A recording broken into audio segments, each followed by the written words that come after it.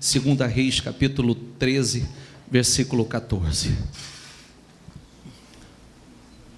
Ora, Eliseu estava sofrendo da doença do qual morreria. Então Joás, rei de Israel, foi visitá-lo. E curvado sobre ele, chorou gritando: meu pai, tu és como os carros e cavaleiros de Israel. E Eliseu lhe disse: traga um arco e algumas flechas. E ele assim fez. Pegue o arco em suas mãos, disse ao rei de Israel. Quando pegou, Eliseu pôs suas mãos sobre as mãos do rei e lhe disse: abra a janela que dá para a porta, para o leste, e atire. O rei o fez. E Eliseu declarou, diga comigo, Eliseu declarou, diga comigo: esta é a flecha da vitória do Senhor, a flecha da vitória sobre a Síria, ou o rei da Síria. Você destruirá totalmente os arameus em Afeque.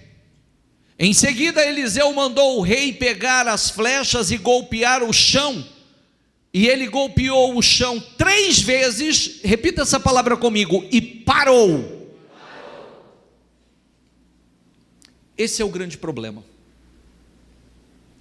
Esse é o grande problema. Se você sabe que o mundo físico, ele é totalmente regido pelo mundo espiritual. Primeiro, as coisas, elas acontecem, elas se definem no mundo espiritual. Depois, ela se materializa no mundo físico. E muitas vezes o que acontece é justamente isso. Você vê que o Eliseu, o homem de Deus, ele estava dando a direção vinda de Deus, como fazer para eliminar aquele problema, aquele inimigo de uma vez por todas. Orienta, pega nas mãos, abençoa, lança a flecha e declara: esta é a flecha da vitória. Esta é a flecha da vitória contra o rei da Síria, contra a Síria. E já veio em seguida e deu uma outra direção: você vai bater, golpear o chão com essa flecha. E ele golpeou 3 vezes e parou. Diga comigo: ele golpeou 3 vezes e parou. Ele golpeou 3 vezes e parou. É o que acontece com a maior parte das pessoas. Fazem um pouco e para. Fazem o que acha que é suficiente e para. Ora um pouco, clama um pouco, determina um pouco, declara a vitória um pouco e para. E nunca vê a vitória, ou estabelecida essa vitória. Passa, por favor. O homem de Deus ficou irado com ele e disse: você deveria ter golpeado o chão 5, 6 vezes seguido, assim iria derrotar a Síria e destruiria completamente, mas agora você a vencerá somente 3 vezes, não vai eliminar. Isso é o que acontece. Às vezes as pessoas se contentam simplesmente com alguns resultados. Alguns resultados não é vitória definitiva. Algumas vitórias, alguns bons resultados não é eliminar o problema de uma vez por todas. Mas aonde está o problema?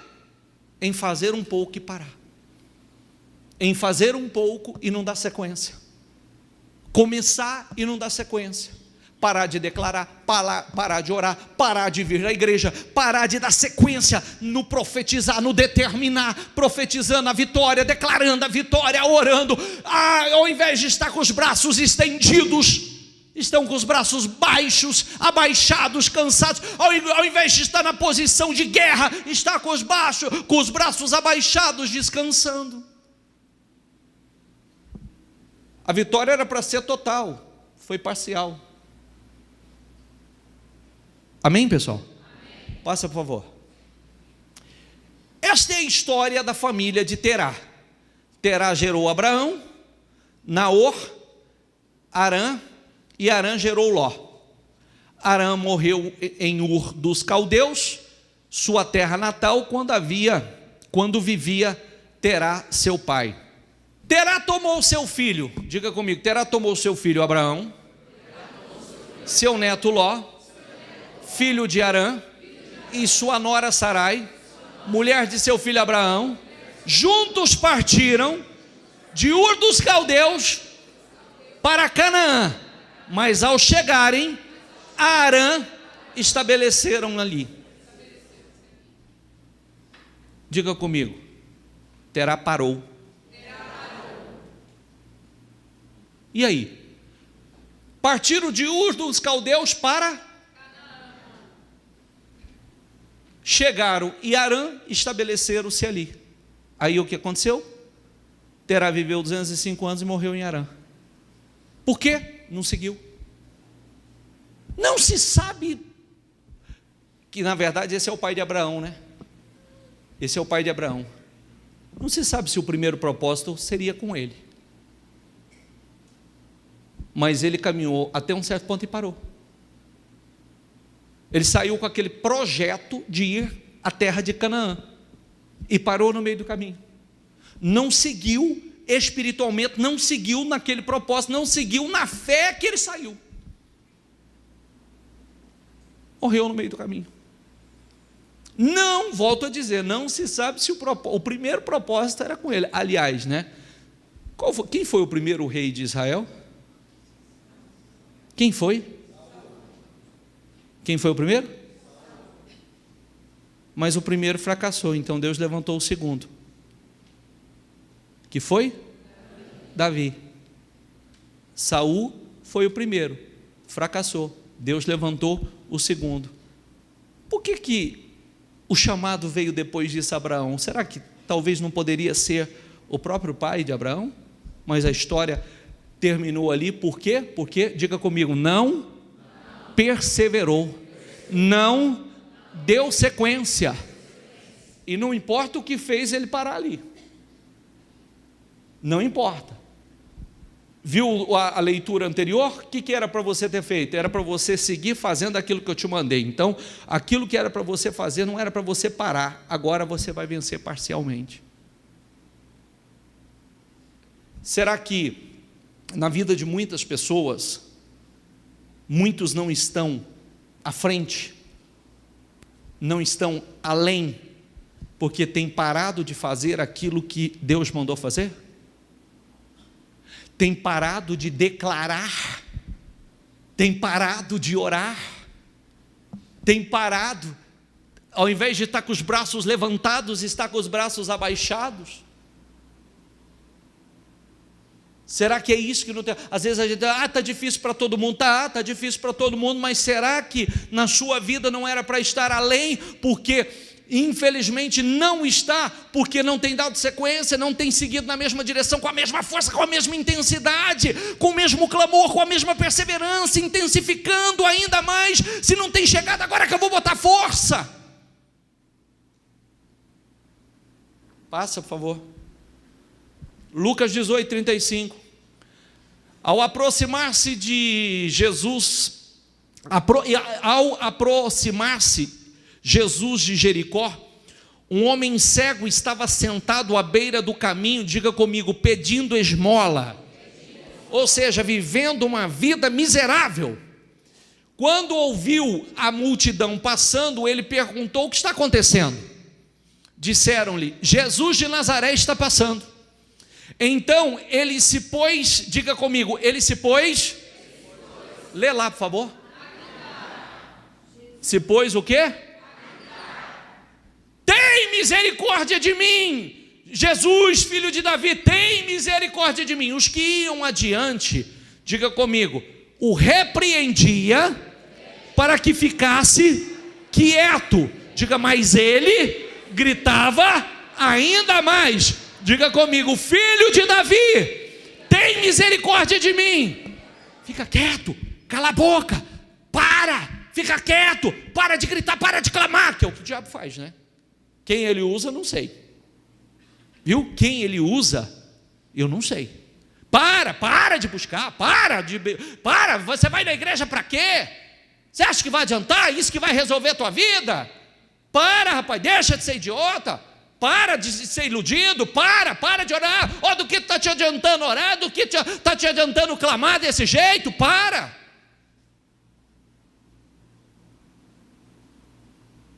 Só que ninguém estava na pele dele, né? O que ele fez? Gritou ainda mais. Diga comigo, mas ele gritava ainda mais. Filho de Davi, tem misericórdia de mim. Jesus, diga comigo, Jesus. O que Jesus fez? Não foi ele que parou, ele fez Jesus parar e olhar para ele. Não foi ele que parou de clamar, não foi ele que parou de gritar, não foi ele que parou de orar. Aquela era a oração dele: tem misericórdia de mim, Jesus, filho de Davi. E as pessoas falavam: para, cala a boca, para de gritar, para, rapaz. Não foi ele que parou, foi ele que fez Jesus parar e olhar para ele. É uma atitude de fé ou não é? Sim ou não? Ele poderia ter se intimidado, ele poderia ter ouvido a grande maioria, não, fica quieto, ele poderia ter se deixado levar pela pressão, mas não foi ele que parou. Diga comigo, Jesus parou. Será que você tem feito Jesus parar e olhar para você? Será que você tem clamado ao ponto de, independente da pressão, da situação que você tem passado, que você tem enfrentado, falar: não, Jesus vai ter que parar e olhar para mim. E ordenou que o homem lhe fosse trazido. Quando ele chegou perto, Jesus perguntou-lhe: o que você quer que eu lhe faça? Diga comigo. As duas perguntas, aliás, a primeira pergunta, diga comigo, o que você quer que eu lhe faça? Já respondendo àqueles que falam assim: Deus sabe o que eu preciso. Será que Deus não sabia o que ele precisava? Sim. Será que Jesus não sabia o que ele necessitava? Sim. Sim ou não? Será que Jesus não tinha visto que ele era cego? E que ele estava mendigando? Será que Jesus não tinha visto isso? Diga comigo, o que você quer que eu lhe faça? Senhor, eu quero ver, respondeu ele. Senhor, eu quero ver, respondeu ele. Foi específico, eu quero ver. Eu quero ver. Jesus lhe disse: recupere a visão. Diga comigo, a sua fé. O que está escrito? Sabe por quê? Porque você não cedeu à pressão. Sabe por quê? Quando te mandaram parar de clamar, você não parou. Sabe por quê? Quando te pressionaram para parar, você não parou. Você botou mais força, você clamou ainda mais. A história dele foi mudada. A visão foi recuperada. Parou de ser um mendigo, de viver aquela vida humilhante. Mas por que mudou? Porque ele teve a fé para intensificar, ele teve a fé para clamar ainda mais forte. Ele não parou.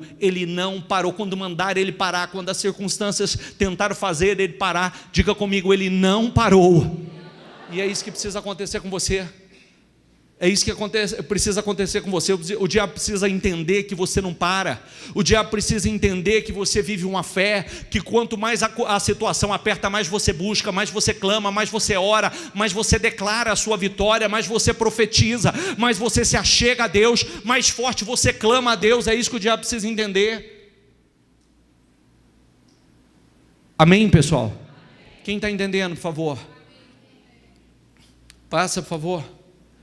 Imediatamente ele recuperou a visão e seguia Jesus, glorificando. Diga comigo, e seguia Jesus, glorificando a Deus.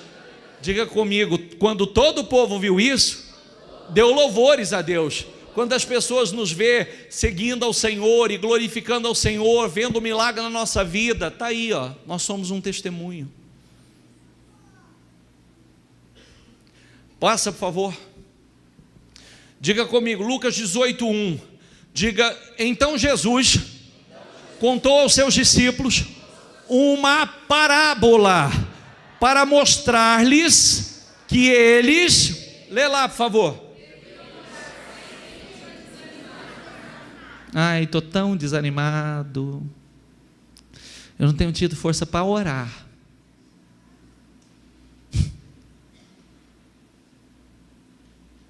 Ai, estou tão sem força. Tem dia que eu não tenho vontade de nem ir à igreja.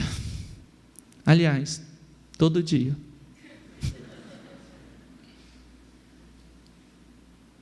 Está vendo como é que está errado? Eu aprendi uma coisa nessa vida, há alguns anos. Sabe quando a gente começa a vencer o mundo espiritual? Quando a gente começa a ter o domínio, a vencer a nós mesmos, as nossas emoções. Tem dia que a última coisa que a gente quer é estar na igreja. Tem dia que é o cansaço, tem dia que é o desânimo, tem dia que eu estou nervoso, estou irado, estou preocupado demais, tem dia que o dia é totalmente agitado, conturbado, mas eu assumo o controle. Diga comigo, eu não faço o que as minhas emoções pedem, eu faço o que a minha fé mandar. O que a tua fé tem mandado você fazer? O que a tua fé tem mandado você fazer? O que a tua fé tem te orientado, te impulsionado a fazer?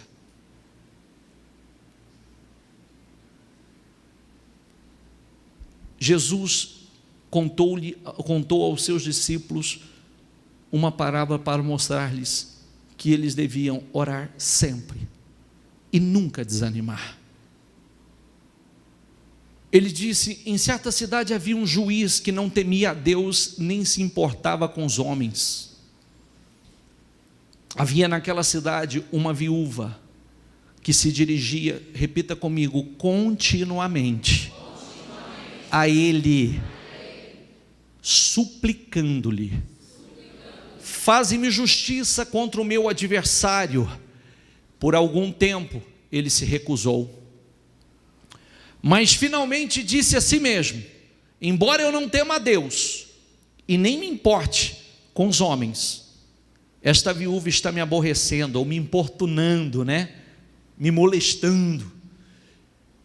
Vou fazer-lhe justiça, para que ela não venha mais me importunar. O Senhor continuou: ouçam o que diz o juiz injusto. Diga comigo em voz alta, por favor: acaso Deus não fará justiça aos seus escolhidos? Lê lá, por favor.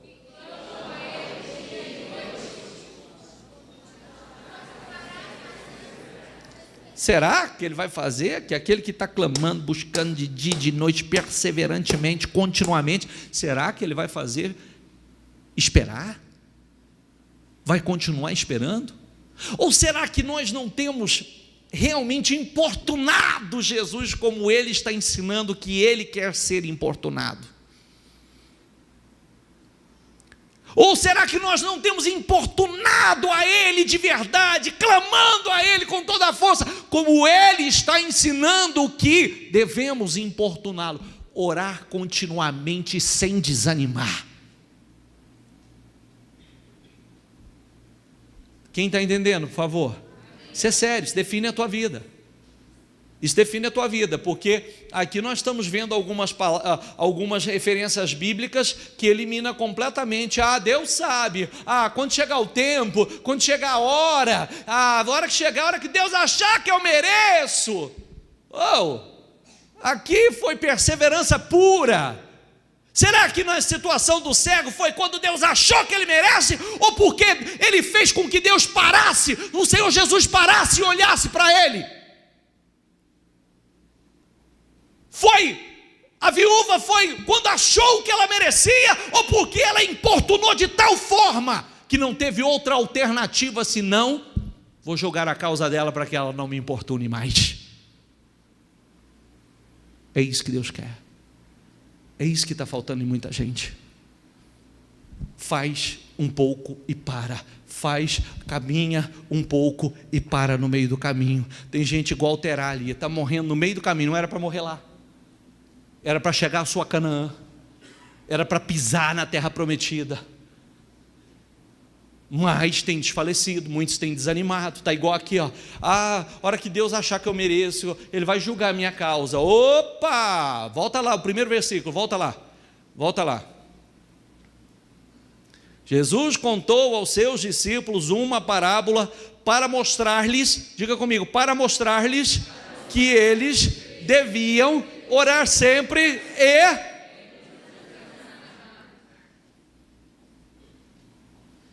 e nunca desanimar. É isso que Deus está esperando. É essa boa atitude que Deus está esperando de cada um.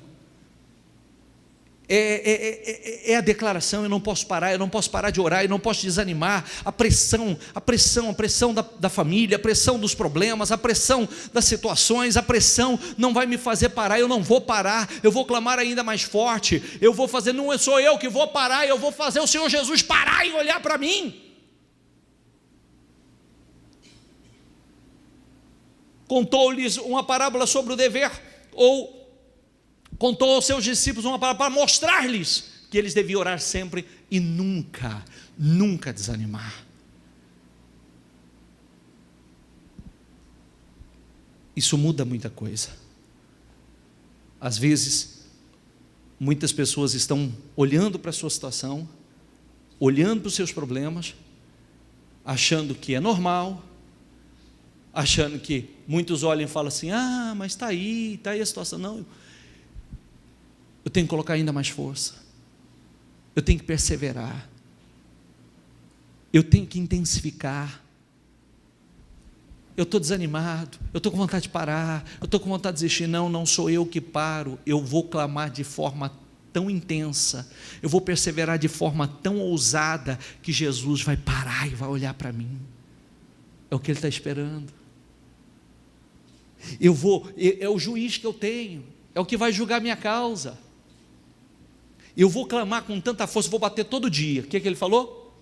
Havia numa cidade uma viúva e um determinado juiz. O que ela fazia? Continuamente. Tem outra tradução que diz diariamente, julga minha causa, julga minha causa, julga minha causa. Por um tempo ele não quis, mas pela perseverança da viúva, ele diz: vou julgar a causa dela, para que ela não me importune mais.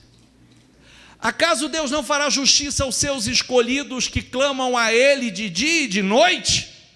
Continuará fazendo-os esperar? Será que o Senhor está dizendo assim: se você clamar a mim intensamente, continuamente, de dia e de noite, não enfraquecer, não desfalecer, não desanimar, eu vou fazer você esperar?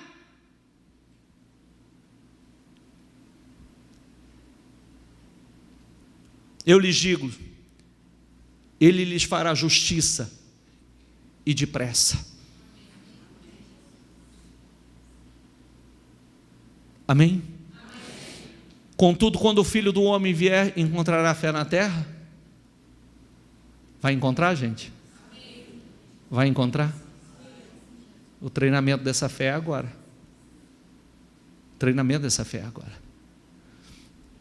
É isso que eu quero que o Espírito Santo fala conosco hoje. E eu quero transmitir a vocês. O que Deus quer? Qual que é a palavra para nós? Intensificação. Colocar mais força, orar mais, declarar mais, profetizar mais, levantar as mãos, levantar os braços em oração, botar mais força. É o que Deus quer, para mudar situações, para definir, para você entrar na terra, para eliminar os sírios de uma vez por todas da sua vida, para tirar dessa vida miserável de mendicância. É intensificar, não é você parar, é fazer o Senhor parar e olhar para você. Não é porque a sua causa não foi julgada até agora, situações não foram definidas até agora. É isso que Ele quer, que você persevere, clame de dia e de noite, continuamente, que você clame ao ponto do Senhor fazer justiça. Ele quer ser importunado. Diga comigo: o Senhor Jesus quer ser importunado. É o que Ele diz aqui, ó. Ele quer que você importune, que você clame, que você persevere, que você intensifique, que coloque mais força, que busque com mais intensidade.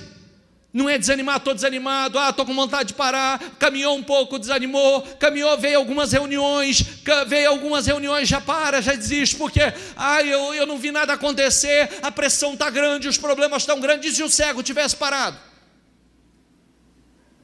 E se ele tivesse parado? Teria morrido como? Cego e mendigo.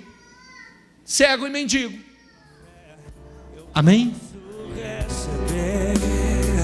A unção sobre mim.